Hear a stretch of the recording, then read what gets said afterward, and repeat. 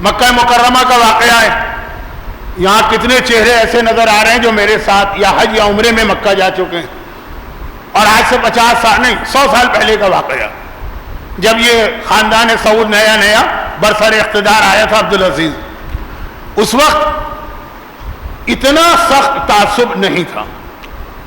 چنانچہ حج کے موقع پر جب شیعہ علماء آتے تھے تو ان کا بھی احترام کیا جاتا تھا. حتیٰ آپ کے علم میں ہے نا کہ شاہ فیصل تک جب تعصب پھیل چکا تھا، لیکن خاص وہ ریکویسٹ کی تھی اس نے آقا محسن حکیم سے جب وہ حج کرنے گئے تھے اپنی مرجعیت کے عروج پر. بھئی حج تو آقا سیستانی نے کیا، اس وقت مرجع نہیں تھے. حج تو آقا خوئی نے کیا، اس وقت وہ مرجع نہیں تھے. لیکن آقا حکیم جب عروج پر تھے تو شاہ فیصل نے ریکویسٹ کی تھی نا کہ ہماری خواہش ہے کہ حرم کے اندر نماز جماعت کی امامت آپ کریں. تو اتنی زیادہ دشمنیاں نہیں تھی جو آج ہو گئی. تو اس وقت ہمارے ایک بہت مشہور عالم، بہت مشہور واقعہ میں جلدی ختم کروں، شیخ عبدالحسین حسین شرف الدین موسوی عاملی، مکے کے تمام علماء نے ان کی دعوت کی. جب دعوت کے لیے جمع ہوئے، کھانا ہو گیا، اس کے بعد کہا کہ پیغمبر کی حدیث ہے نا کہ جہاں آدمی جمع ہو خالی باتیں کر کے اٹھ جائے، کوئی علم لے کے نہ جائے، وہ والی سٹنگ قیامت میں اس کے لیے ایک مصیبت بنے گی.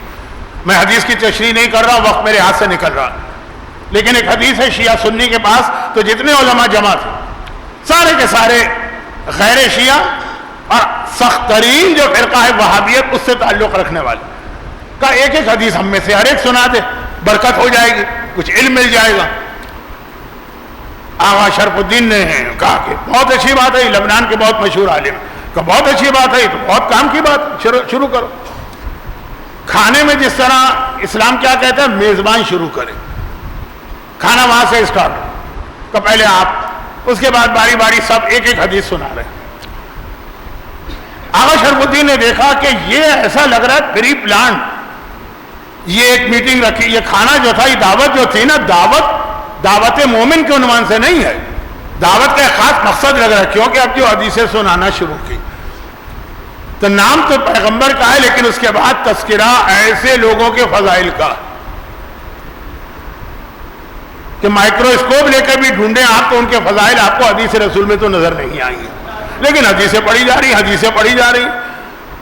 آپ کو معلوم ہے نا جب حدیثیں بنائی جا رہی تھی تو اتنی حدیثیں بنا لی گئی کہ جس حاکم شام کے حکم سے یہ کام ہو رہا تھا وہ بھی گھبرا گیا کہ بھائی اتنی حدیثیں تم نے بنا ڈالی جھوٹے فضائل کی، دنیا کہے گی کیا رسول کے پاس کوئی کام ہی نہیں تھا، بیٹھے انہی کے بارے میں حدیث کہتے رہے، اب ذرا دوسری حدیثیں بھی بناؤ.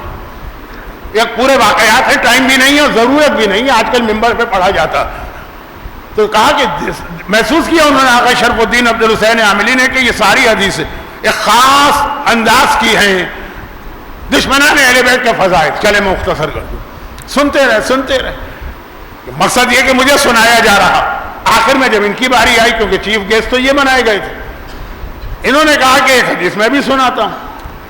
کیا یہ پیغمبر کا فرمان ہے، ہمارے یہاں اصول کافی میں بھی اور وہاں بھی، من مات ولم یعرف امام زمانے ہی ماتا میتۃ الجاہلیہ. جو آدمی مر جائے اور جاہلیت امام زمانہ کو نہ پہچانے، اپنے زمانے کے امام کو، جاہلیت کی موت مرا. حدیث صحیح ہے؟ کہا بالکل صحیح ہے.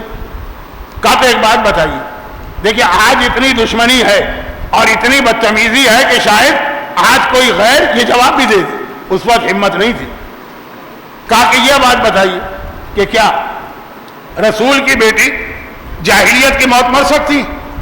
سارا مجمع تڑپ اٹھا، گھبرا گیا، کام گیا. کہا نہیں، رسول کی بیٹی کی موت تو آج کہہ دے گا کوئی بدتمیز دشمن اہل بیت، آج کہہ دے گا. ایک نے کہہ بھی دیا تھا لیکن یہ جملہ تو نہیں کہا تھا اس جیسا جملہ. انہوں نے کہا نہیں، یہ کیسے ہو سکتا ہے رسول کی بیٹی اور جاہلیت کی موت مرے؟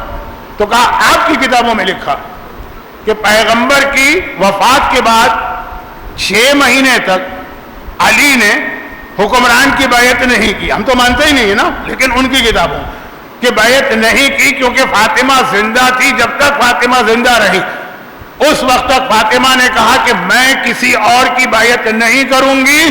پھر سلام کا جواب نہیں دیا، ساری چیزیں کہی ہے. سب مانتے، یعنی سب ماننے سے مطلب یہ ہے کہ جو علی کی بیعت کو بعد میں مان بھی لیتے اور ان میں سے بھی بہت سے نہیں مانتے. یہ تو مانتے کہ 6 مہینے بیعت فاطمہ کی وجہ سے نہیں ہوئی. تو کہا اس کا مطلب ہے کہ فاطمہ نے خود بیعت نہیں کی، جب علی کو روک دیا خود بیعت نہیں کی. تو اب یہ بتائیے اس 6 مہینے میں فاطمہ کا امام کون تھا؟ کیا وہ حکمران تھا جس کی بیعت کروائی جا رہی ہے، یا علی تھا، یا جاہلیت کی موت تھی؟ آپ نے خود ہی کہا جاہلیت کی موت تو ہے نہیں. اب دو ہی ہمارے سامنے چیزیں ہیں، یا وہ حکمران ہوگا جس کی بیعت فاطمہ نے نہیں کی، یا پھر علی جن کی بیعت کی ہے. تو اس کا مطلب یہ ہوا کہ جب فاطمہ نے اس کی بیعت نہیں کی تو اس کو اپنے زمانے کا حکمران نہیں مانا. جب وہ حکمران نہیں ہے تو ایک ہی حکمران بچا، وہ علی ہے. ولایت علی کا سب سے بڑا پروٹیکشن اور سب سے بڑا ڈیفنس اور سب سے بڑا دفاع اور سب سے بڑی پناہگاہ وہ وجود فاطمہ ہے. فاطمہ کچھ نہ کہیں، یہ جملہ یاد رکھیے، ایک مجلس بنے گا. فاطمہ کچھ نہ کہیں. جب پیغمبر نے جا کے پوچھا تھا، اے فاطمہ میں تیرا رشتہ علی سے کروں کہ نہ کروں، فاطمہ خاموش رہی. چہرے پہ شرم کی وجہ سے پسینے کے قطرے آ گئے. پیغمبر اللہ اکبر کہتے ہوئے حجرہ فاطمہ سے نکلے اور فرمایا سکوتھا کا اقرارھا. فاطمہ کی تو خاموشی بھی ایسی ہے جیسے فاطمہ نے اقرار کیا ہے. یہ خالی شادی کے حوالے سے نہیں ہے، یہ ولایت علی کے حوالے سے بھی ہے. فاطمہ کا خاموش رہ جانا یہ گویا فاطمہ کی طرف سے اعلان ہے کہ زمانے کا امام صرف علی ہے، اس کے سامنے جو بھی آ رہا ہے وہ باطل ہے، میں اس کو نہیں مانتی. یہ وہ کیس تھا، یہ وہ کیس تھا. باغ فتح تو ہے، لیکن باغ فتح آپ نے کبھی سوچا ایک چھوٹے سے باغ کے لیے رسول کی بیٹی جائے گی؟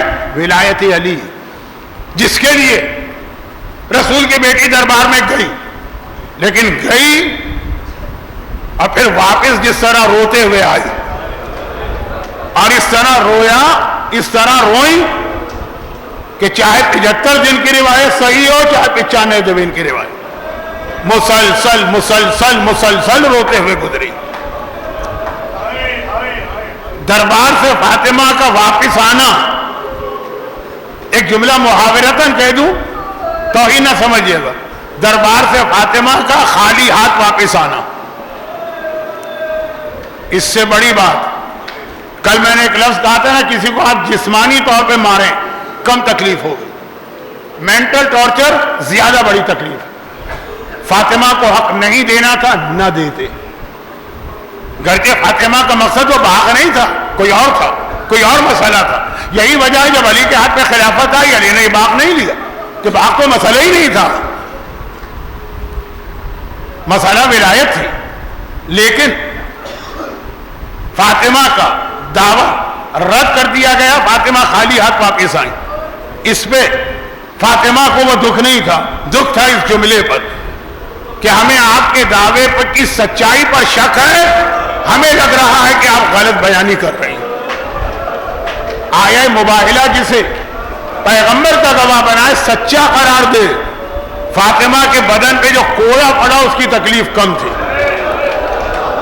اور فاطمہ کو جو جھوٹا قرار دیا گیا اس کی تکلیف زیادہ تھی. اور فاطمہ کے بدن کا کوڑا بھی ایک عجیب مصائب کی منزل ہے. دیکھیے اگر انسان کی جو حالت بدلتی ہے اس میں کچھ وقفہ ہو، بہت سارے لوگوں کو دیکھا ہوگا آپ نے لکھپتی سے آج وہ حالت نہیں رہی، لیکن کچھ ٹائم، 1 مہینہ 2 مہینے 4 مہینے میں حالت بدلتی، اچانک وہ زیادہ بڑا صدمہ ہوتا. فاطمہ نے یہ دیکھا کہ میرے گھر کا دروازہ اتنا قابل احترام ہے کہ 28 صفر کو جب میرا بابا میری گود میں سر رکھے غشی کے عالم میں تھا تو دروازے پہ دستک کی آواز آتی ہے. فاطمہ آہستہ سے پوچھتی ہے کون ہے؟ آنے والے نے کہا میں رسول سے ملاقات کے لیے آیا. فاطمہ نے آہستہ سے کہا میرا بابا کئی راتوں سے بے چین اور بے آرام تھا، آج بڑی مشکل سے نیند آئی ہے، بعد میں آ جانا. خاموشی. تھوڑی دیر بعد پھر دستک کی آواز. فاطمہ نے پوچھا کون ہے؟ وہی آواز، رسول سے ملاقات کرنا چاہتا ہوں. پھر فاطمہ کا جواب میرا بابا کئی راتوں کے بعد آج مشکل سے سویا. پھر خاموشی. تھوڑی دیر گزری پھر دستک کی آواز. پھر فاطمہ نے پوچھا کون؟ وہی آواز آ رہی، رسول کی زیارت کرنا ہے، ملاقات. اب فاطمہ کو جلال آ گئے، آواز بلند ہو گئی. اے آنے والے، بار بار تجھے بتایا میرے بابا کو بے آرام نہ کر، کسی اور وقت آ جاتا. لیکن اس سے پہلے کہ وہ آنے والا کچھ کہے پیغمبر نے آنکھیں کھولی اور کہا کہ فاطمہ بیٹی اس آنے والے کو آنے کی اجازت دے دو. یہ وہ آنے والا ہے جو آج تک کسی گھر کے دروازے پہ روکا نہیں. یہ عام انسانوں کے گھر میں گیا ہو, یہ اولیاء خدا کے گھر پہ گیا ہو, یہ وصیوں کے گھر پہ گیا ہو, یہ نبیوں کے گھر پہ گیا ہو, یہ رسولوں کے گھر پہ گیا ہو, نہ آج تک رکا ہے نہ کسی سے اجازت مانگی. لیکن یہ تیرے گھر کا احترام ہے کہ یہ آنے والا اس وقت تک آگے نہیں بڑھے گا جب تک کہ تو اجازت نہ دے. یہ کون ہے؟ یہ اللہ کے حکم سے آنے والا ملک الموت ہے. حکم خدا سے آنے والا بھی جانتا ہے کہ حکم خدا پہ عمل نہیں ہوگا جب تک کہ مرضی فاطمہ شامل نہ ہو جائے. جب فاطمہ نے اجازت دی تو وہ آنے والا آیا. یہ احترام فاطمہ نے ساری زندگی تو دیکھا, لیکن ابھی بھی دیکھا, ابھی اور ابھی چند ہی گھنٹے گزرے ہوں گے کہ ایک مرتبہ فاطمہ جو اپنے بابا کا ماتم کرتے ہوئے صف عزا پہ بیٹھی ہیں, دروازے کے پیچھے سے کسی کی آواز سنائی دیتی ہے, اے رسول کی بیٹی اپنے گھر کا دروازہ کھولو, ہمیں ابو الحسن کو گرفتار کرنا ہے, اور اگر تم نے گھر کا دروازہ نہ کھولا تو ہم تمہارے گھر کا دروازہ جلا دیں گے. فاطمہ کو یقین نہیں آ رہا, میرے گھر کا دروازہ, اس پر یہ دھمکی بھی دی جائے اور جلانے کی بات کی جائے. ارے یہ وہ دروازہ جس پر ملک الموت رکا نہیں, ملک الموت سے بھی جو افضل ہے.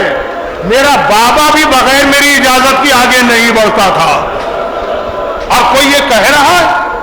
فاطمہ کو یقین نہ آیا کہ ایسا بھی کوئی گستاخ ہوگا, رسول تک بغیر اجازت کی آگے نہ بڑھے. مگر آنے والے نے خالی زبانی دھمکی نہ دی, لکڑیاں لے کے آیا تھا, آگ کا انتظام کر کے آیا تھا. ایک مرتبہ فاطمہ کے گھر کے دروازے کو جلانا شروع کیا, اور اس کے بعد اس تیزی کے ساتھ وہ دروازے کو دھکا دیا گیا کہ رسول کی بیٹی اپنا حجاب بچانے کے لیے ایک دم دروازہ پش کر کے کھولا گیا, اپنا حجاب بچانے کے لیے دروازے کے پیچھے چلی گئی. آنے والا دروازے کو دھکیلتا گیا یہاں تک کہ دیوار اور دروازے کے بیچ میں رسول کی بیٹی اس طرح سے دبی کہ غش کھا کے زمین پہ گری اور محسن شہید ہوا. خالی یہ نہیں ہے, پرانے زمانے کا طریقہ تھا, اور آج بھی کہیں کہیں دروازے میں پیچھے کی جانب میخیں لگائی جاتی ہیں تاکہ سامان لٹکایا جائے. آنے والے نے اتنی طاقت سے دروازے کو دبایا کہ وہ دروازے کے پیچھے جو میخ لگی تھی وہ فاطمہ کی پسلیوں کو توڑتی ہوئی بدن میں داخل ہو. فاطمہ غش کھا کے گر رہی ہیں, اور اسی پہ کافی نہیں, غلام قنفذ کو حکم دیا جس کے ہاتھ میں پہلے سے کوڑا ہے, ارے ذرا یہ منظر دیکھو. غلام کا ہاتھ بلند ہوا, وہ کوڑا ہوا میں لہرا کے پہلوئے زہرا پہ پڑا. بس آخری دو جملے, اور اس طرح سے یہ کوڑا پڑا کہ 75 یا 95 دن کے بعد جب میرا مولا فاطمہ کو غسل میت دے رہا ہے تو زینب جو حجرے کے باہر کھڑی تھی بابا کے چیخ چیخ کے رونے کی آواز سن رہی ہے. کل میں نے کہا تھا نا کہ علی جیسا ماتمی بھی کم ملے گا. جیسے ہی غسل مکمل ہوا علی نے کہا کہ آؤ آ کے ماں کی آخری زیارت کرو. زینب نے باپ کا دامن تھام لیا, کہا بابا غسل میت دیتے ہوئے تو کوئی نہیں روتا ہے, آپ کیوں رو رہے تھے؟ کہا بیٹی جب غسل کا پانی ڈالتے ڈالتے میں پہلو پر پہنچا تو وہاں اب تک کوڑے کا زخم تازہ